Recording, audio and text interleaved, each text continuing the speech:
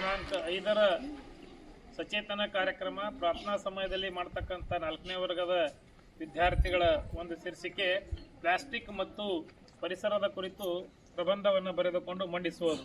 ಹೀಗಾಗಿ 4ನೇ ವರ್ಗದ ವಿದ್ಯಾರ್ಥಿ ಇವತ್ತಿನ ದಿವಸ ಸಚೇತನ ಕಾರ್ಯಕ್ರಮದಡಿ ನೇವರಿಗೆ ಕೆಜೆ ಶಾಲೆಯಿಂದ ಮಂಡಿಸ್ತಾ ಇದ್ದಾಳ. ತಾವೆಲ್ಲ ಕೇಳಬೇಕು. ನನ್ನ ಹೆಸರು ಶ್ರೇಯಸ್ ಶಾಂತೇಶ್.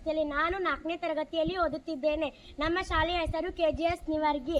ಇಂದು ಸಚೇತನ ಕಾರ್ಯಕ್ರಮದಲ್ಲಿ ನಾನು ಪ್ಲಾಸ್ಟಿಕ್ ಮತ್ತು ಪರಿಸರ ಬಗ್ಗೆ ಹೇಳುತ್ತೇನೆ. ಪೀಠಿಕೆ: ಪ್ಲಾಸ್ಟಿಕ್ ಇದು ಮನುಷ್ಯನ ಜೀವನದ ಅವಿಭಾಜ್ಯ ಅಂಗವಾಗಿದೆ ಎಂದರೆ ತಪ್ಪಲಾಗದ.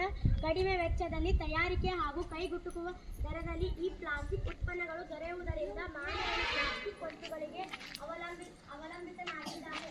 ಪ್ಲಾಸ್ಟಿಕ್ನಿಂದ ಉಂಟಾಗುತ್ತಿರುವ ಮಾಲಿನ್ಯದಲ್ಲಿ ಏಷ್ಯಾ ಅಗ್ರಸ್ಥಾನದಲ್ಲಿದೆ. ಅಭಿವೃದ್ಧಿ ಹೊಂದಿರುತ್ತದೆ ಭಾರತದಂತಹ ದೇಶಗಳಿಗೆ ಈ ಪ್ಲಾಸ್ಟಿಕ್ ತ್ಯಾಜ್ಯ ಬಹುದೊಡ್ಡ ಸವಾಲಾಗಿ ಮನುಷ್ಯನ, ಪ್ರಾಣಿಗಳು, ಸಸ್ಯಗಳ ಮೇಲೆ ಅನೇಕ ದುಷ್ಪರಿಣಾಮಗಳನ್ನು ಬೀರಿದೆ. ಅವುಗಳನ್ನು ಈ ಮುಂದಿನಂತೆ ತಿಳಿಯೋಣ. ವಿಷಯ ನಿರೂಪಣೆ: ಪ್ಲಾಸ್ಟಿಕ್ ಹುಟ್ಟು ಹಾಕುವ ಅಪಾಯಗಳು 1, 2 ಅಲ್ಲ, ಅದು ನಾನಾ